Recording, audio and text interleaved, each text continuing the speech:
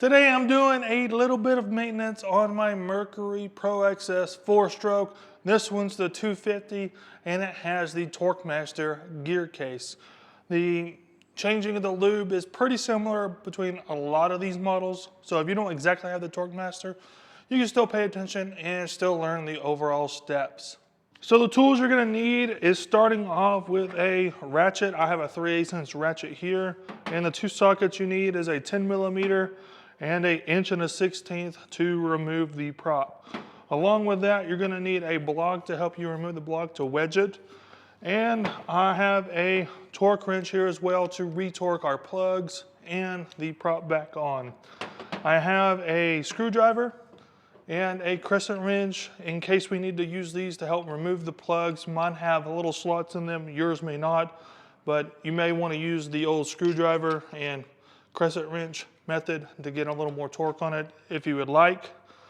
Also, I like to have some 2,4-C grease from Mercury. While I'm in here, I'm going to re-grease the shaft and the hub itself. So good to have that. I'm going to inspect the prop and make sure everything's good down there.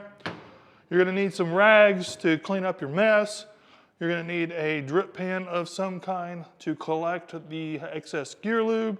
And then obviously you're going to need some gear lube. I have both the Mercury high performance gear lube and the Quicksilver. To me, they're both the same. I just didn't realize I had some Quicksilver, so I ordered some Mercury and I didn't even really need it. So this will probably get used next year.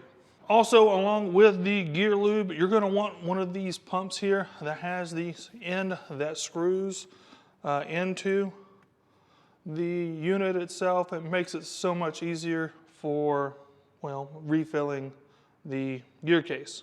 The steps I'm going to be following come directly out of the operation and maintenance manual here.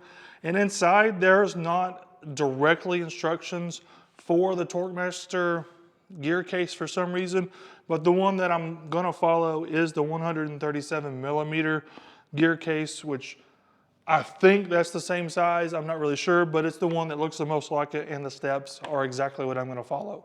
So it says, first of all, we need to put the outboard in a vertical operating position, making sure that it is, well, very vertical to the eye. Next, we're going to want to remove the propeller using that 1 1/16" socket along with that wooden block. Be careful not to cut your knuckles on the propeller blades as you break loose.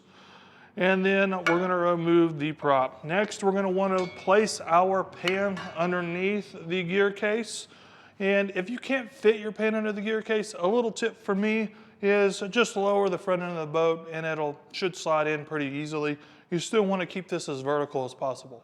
And the last part of the draining procedure is you want to remove both the level and the drain plugs. They're both, in my case, 90 degrees from one another. The level plug is the one that is even with the shaft, and the fill plug is the one on the bottom. It's also the drain plug as well. It may take up to 30 minutes for this stuff to drain out, so be patient, let it completely drain out as much as it possibly can before you start the refilling process. And to start the refilling process, you're going to want to get your gear lube pump ready. I like to pump it and go ahead and have it primed. Then you screw it into the bottom hole, or the filling / draining hole plug. You're going to put it there and then start to fill. You pump the pump until fluid starts to come out the level hole. And then once it comes out the level hole, you're going to put the plug in on the level hole. Then you're going to remove the pump and quickly seal it up with the plug. Be sure to make them hand tight at first and then torque them down to what it specifies here is 100 inch-pounds, or roughly 8 foot-pounds. One little thing to keep in mind is you really don't want any air bubbles in your pump to go into your gear case housing. If you do, I would let it sit there for about 10-15 minutes and then continue pumping. Give it enough time for that bubble to go up through the gear case and then be at the surface. So after you torque down the plugs, you're going to want to take time and clean off all the old grease, the gear lube that spilled out of the area. Clean off all the old grease. Put some new 2,4-C grease on the shaft, reinstall the hub and the prop, and torque it down to 55 foot-pounds And from what I could tell, just about every prop gets torqued to 55 foot-pounds. Overall, changing your gear lube is a very easy process if you come in prepared. If you don't come in prepared, it could be a little bit on the difficult side, but hopefully this video gave you a step-by-step tutorial on how to do it and all the equipment that you need. But now that your gear lube could possibly be changed, why don't you check out on how to change your oil for one of these bad boys. But until next time, see you later, Fishing Fam.